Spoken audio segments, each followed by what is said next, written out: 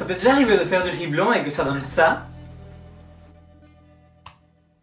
Dans cette vidéo, je vais t'apprendre ma technique pour que ceci t'arrive plus jamais. Donc, bienvenue à la cuisine pour les nuls. Aujourd'hui, le riz blanc.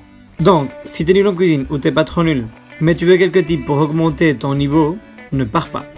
Si tu mets le riz dans une passoire et tu le rinces sous l'eau du robinet pendant au moins 3 minutes, tu vas éliminer une grosse partie de l'amidon. Ceci t'aidera à qu'il colle moins et que ça ne devienne pas du ciment.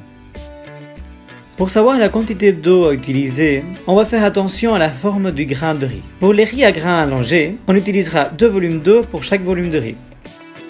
Pour les grains plutôt ronds, on utilisera 1 volume d'eau pour chaque volume de riz.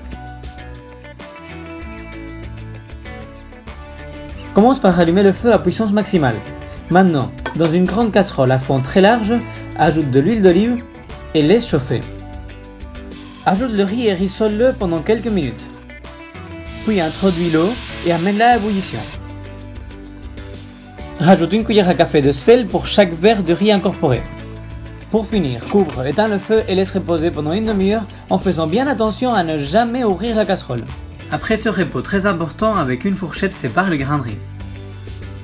J'ai l'habitude de le servir dans un petit bol avec du persil et des cacahuètes. Après, fais comme tu veux. Si t'as zappé une des étapes et t'as trop cuit le riz, ce que tu peux faire c'est de le re-rincer comme ce qu'on avait fait au début. Ça donnera pas le même résultat final, mais ce sera mieux que d'avoir une pâte dégueulasse. T'as envie de donner ta touche personnelle? Je vais te donner quelques conseils. Ajoute un peu d'ail en début de cuisson avec l'huile d'olive. C'est comme ça que ma grand-mère faisait quand j'étais petit. Si t'as peur de ne pas avoir assez de goût, ajoute un bouillon en cube. Tu peux aussi incorporer directement au riz des épices comme des clous de girofle, du laurier, du safran et du curcuma.